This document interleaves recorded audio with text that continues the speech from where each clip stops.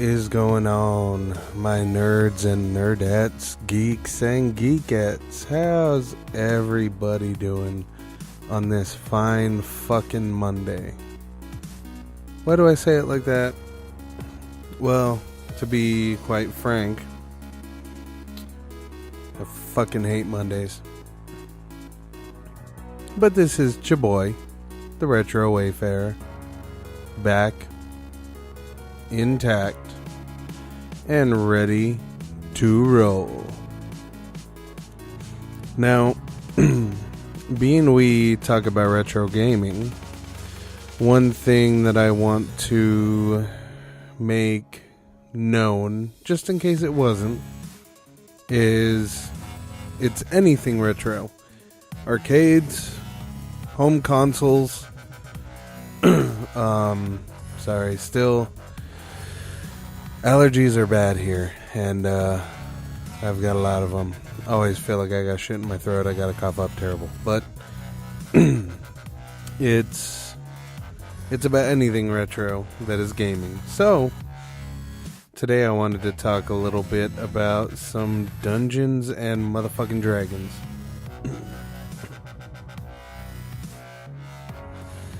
Now, it's been a while since I've played, but Dungeons and Dragons is a tabletop role-playing RPG, or tabletop role-playing game.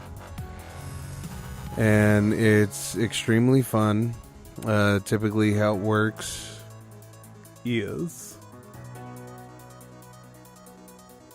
you think. Now, the first time I ever played was 3rd edition. So I can't tell you how the rules were, back in the day, but I can tell you the premise because most people love the updates and don't plan on going back. But basically, you have a character sheet. And from there you pick a name.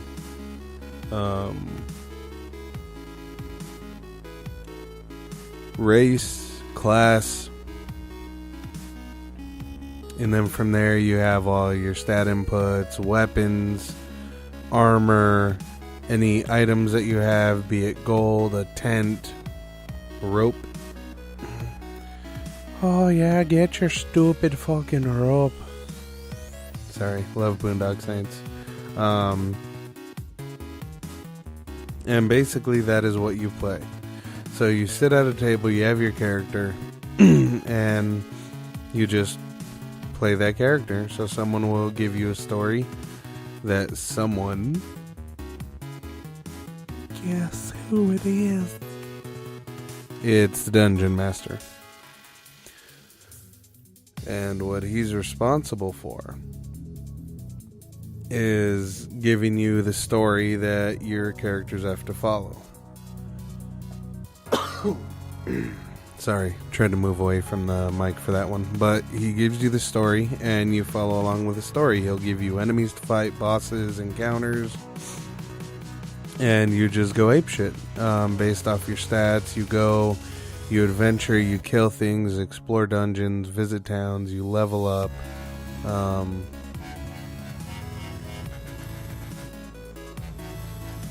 It is phenomenal. And when you level up, you get feats that you can use.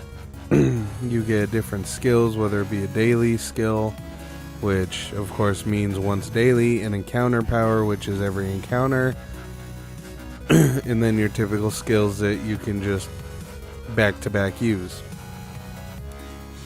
And this actually first came out in 1974. D&D's been around a long time, and you also, to do everything, you roll dice.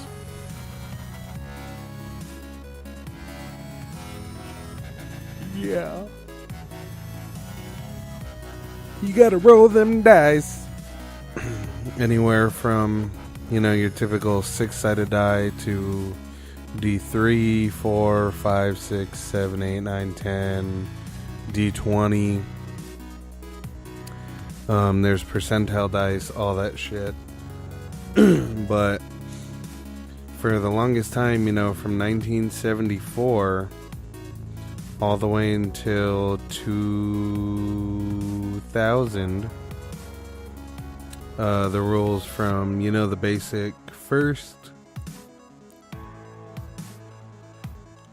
version, second version, and basic third version. And then there was, of course, the actual second edition, and then third edition. And third edition in 2000 is what changed it all.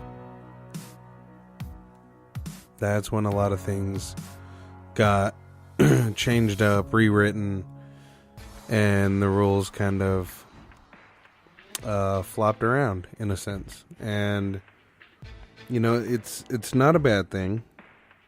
Really isn't. Now, check this out. D&D had success early on. Extremely early on. And there has been a lot of competitions, a lot of games that you play, on a tabletop. With miniatures, I don't know why I said it so crazy, miniatures and all that stuff. But D&D has remained the market leader in the industry. Now, in 1977, the game was split into two branches. The rules light game of basic Dungeons and Dragons, and then the more structured rules heavy system of advanced Dungeons and Dragons. But in 2000, a new system was released as Dungeons and Dragons 3rd Edition, which is a revised version, has a revised version, which is 3.5, that was released in June 2003. Now, these rules form the basis of the D20 system, which, now, all the way up until today, is really popular, used in multiple games across, the tabletop platform. And it's just a popular one. Now they're up to 5th edition. And it's just a phenomenal game. And like I said, the Dungeon Master creates all your encounters. Like, for example, I was in a campaign, and I was this big, massive monster, Goliath, and I was around, 6'8", like 380 pounds, or 280 pounds, 310, and the people I was campaigning with, or questing with, one of them got in trouble with the guards, and it was my idea to go up to his character.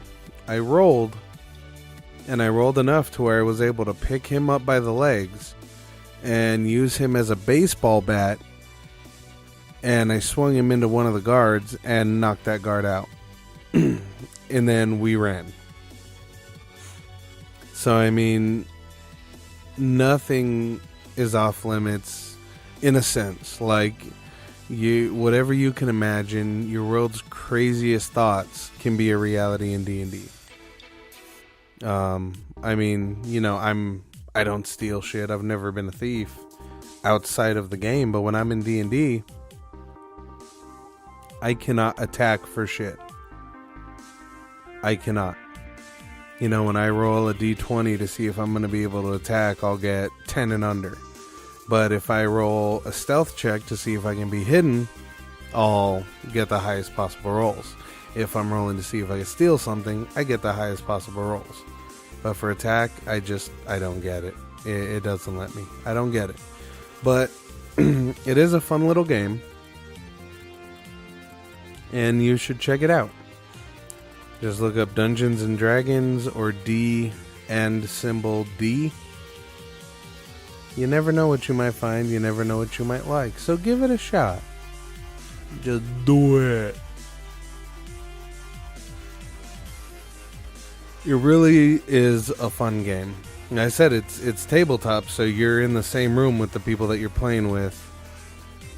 And it is kind of weird to get used to, you know, it takes a lot of time. I think one of our campaigns, just one little section that we played took an hour and a half, 2 hours. And that is short compared to most. And again, that's not even the campaign. That is just a section. So if you want something new, something different, something exciting, something fun that you can do as even a family, or meet some new people, gain some new friends, pick up and play D&D or another tabletop game. Look up tabletop RPGs and you'll find a shit ton. There's even card games that, you know, I'll have to look up the one that I used to play so I can bring that one back into it. And it's fun.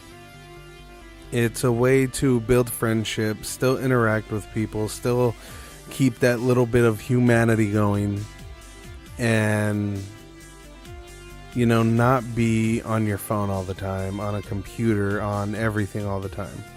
I mean, definitely have a speaker playing this in the background, but, you know, we all need a break from technology every once in a while, and that's a perfect break.